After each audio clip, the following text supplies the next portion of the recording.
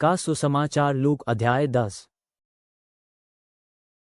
इन घटनाओं के बाद प्रभु ने 72 शिष्यों को और नियुक्त किया, और फिर जिन जिन नगरों और स्थानों पर उसे स्वयं जाना था, दो दो करके उसने उन्हें अपने से आगे भेजा। वो उनसे बोला, फसल बहुत व्यापक है, किंतु काम करने वाले मजदूर कम है। इसलिए फसल के प्रभु से विनती करो कि वह अपनी फसलों में मजदूर भेजे। जाओ और याद रखो, मैं तुम्हें भेड़ियों के बीच भेड़ के मेमनों के समान भेज रहा हूँ। अपने साथ न कोई बटुआ, न थैला और न ही जूते लेना। रास्ते में किसी से नमस्कार तक मत करो। जिस किसी घर में जाओ, सबसे पहले कहो, इस घर को शांति मिले। यदि वहां कोई शांतिपूर्ण व्यक्ति होगा तो तुम्हारी शांति उसे प्राप्त होगी, किंतु यदि वो व्यक्ति शांतिपूर्ण नहीं होगा तो तुम्हारी शांति तुम्हारे पास लौट आएगी। जो कुछ वे लोग तुम्हें दें, उसे खाते पीते उसी घर में ठहरो, क्योंकि मजदूरी पर मजदूर का हक है। घर घर मत फिरते रहो, और जब कभी तुम किसी नगर में प्रवेश करो और उस नगर के लोग तुम्हारा स्वागत सत्कार करें, तो जो कुछ वे तुम्हारे सामने परोसे बस वही खाओ। उस नगर के रोगियों को निरोग करो और उनसे कहो, परमेश्वर का राज्य तुम्हारे निकट आ पहुंचा है। और जब कभी तुम किसी ऐसे नगर में जाओ जहां के लोग तुम्हारा सम्मान न करें, तो वहां की गलियों में जाकर कहो, इस नगर की वो धूल तक जो हमारे पैरों में लगी है, हम तुम्हारे विरोध में यहीं पीछे जा रहे हैं। फिर भी यह ध्यान रहे कि परमेश्वर का राज्य निकट आ पहुंचा है। मैं तुमसे कहता हूं कि उस दिन उस नगर के लोगों से सदोम के लोगों की दशा कहीं अच्छी होगी। ओ खुराजीन, ओ बैतसैदा, तुम्हें धिक्कार है, क्योंकि जो आश्चर्यकर्म तुम में किए गए, यदि उन्हें सूर और सैदा में किया जाता, तो न जाने वे कब के टाट के शोक वस्त्र धारण कर और राख में बैठकर मन फिरा लेते। कुछ भी हो, न्याय के दिन सूर और सैदा की स्थिति तुमसे कहीं अच्छी होगी। अरे कफरनहूम, क्या तू स्वर्ग तक ऊंचा उठाया जाएगा? तू तो नीचे नरक में पड़ेगा। शिष्यों, तो कोई तुम्हें सुनता है, मुझे सुनता है, और जो तुम्हारा निषेध करता है, वह मेरा निषेध करता है। और जो मुझे नकारता है, वह उसे नकारता है जिसने मुझे भेजा है। फिर वे 72 आनंद के साथ वापस लौटे और बोले, हे प्रभु, दुष्टात्माएं तक तेरे नाम में हमारी आज्ञा मानती हैं।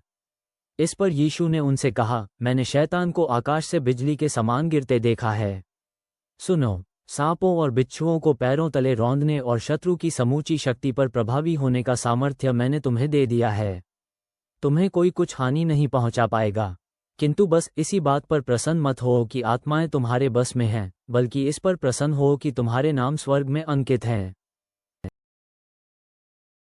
उसी क्षण वो पवित्र आत्मा में स्थित होकर आनंदित हुआ और बोला, हे परम पिता, हे स्वर्ग और धरती के प्रभु, मैं तेरी स्तुति करता हूँ कि तुमने इन बातों को चतुर और प्रतिभावान लोगों से छुपाकर रखते हुए भी बच्चों के लिए उन्हें प्रकट कर दिया।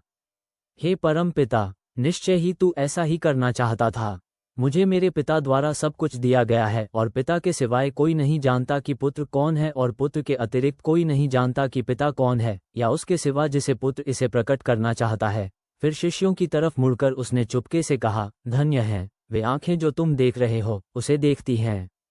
क्योंकि मैं तुम्हें बताता हूं कि उन बातों को बहुत से नबी और राजा देखना चाहते थे, जिन्हें तुम देख रहे हो, पर देख नहीं सके। जिन बातों को तुम सुन रहे हो, वे उन्हें सुनना चाहते थे, पर वे सुन न पाए। तब एक न्यायशास्त्री खड़ा हुआ और यीशु की परीक्षा लेने के लिए उससे पूछा, गुरु, अनंत जीवन पाने के लिए मैं क्या करूं? इस पर यीशु ने उससे कहा, व्यवस्था के विधि में क्या लिखा है, वहां तू क्या पढ़ता है? उसने उत्तर दिया, तू अपने संपूर्ण मन, संपूर्ण आत्मा, संपूर्ण शक्ति और संपूर्ण बुद्धि से अपने प्रभु से प्रेम कर, और अपने पड़ोसी से वैसे ही प्यार कर जैसे तू अपने आप से करता है। तब यीशु ने उससे कहा, तूने ठीक उत्तर दिया है, तो तू ऐसा ही कर, इसी से तू जीवित रहेगा। किंतु उसने अपने को न्याय संगत ठहराने की इच्छा करते हुए यीशु से कहा, और मेरा पड़ोसी कौन है? यीशु ने उत्तर में कहा, देखो, एक व्यक्ति यरूशलेम से यरीहो जा रहा था कि वह डाकुओं से घिर गया। उन्होंने सब कुछ छीनकर उसे नंगा कर दिया और मार पीट कर उसे अधमरा छोड़कर वे चले गए। अब संयोग से उसी मार्ग से एक याजक जा रहा था। जब उसने इसे देखा तो वह मुंह मोड़कर दूसरी ओर चला गया। उसी रास्ते होता हुआ एक लेवी भी वहीं आया। उसने उसे देखा और वह भी मुंह मोड़कर दूसरी ओर चला गया। किंतु एक सामरी भी जाते हुए वहीं आया जहां वह पड़ा था।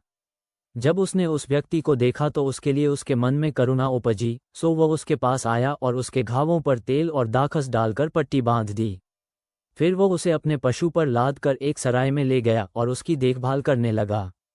अगले दिन उसने 2 दीनारी निकाली और उन्हें सराय वाले को देते हुए बोला, इसका ध्यान रखना और इससे अधिक जो कुछ तेरा खर्चा होगा, जब मैं लौटूंगा तुझे चुका दूंगा।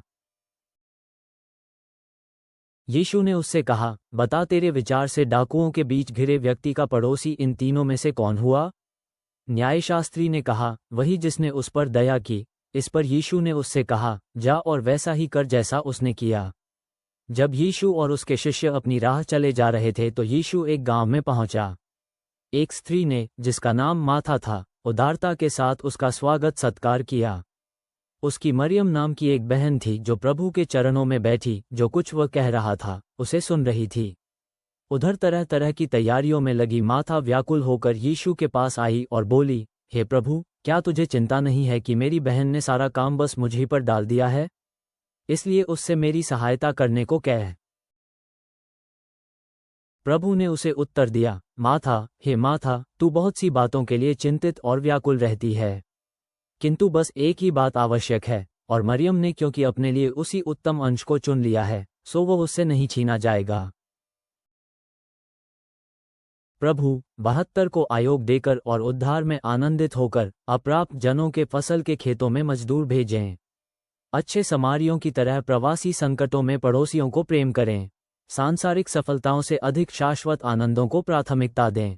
विनम्रों को सत्य प्रकट करें। हम विश्वास और धन्यवाद के साथ इस प्रार्थना को सील करते हैं। आमीन।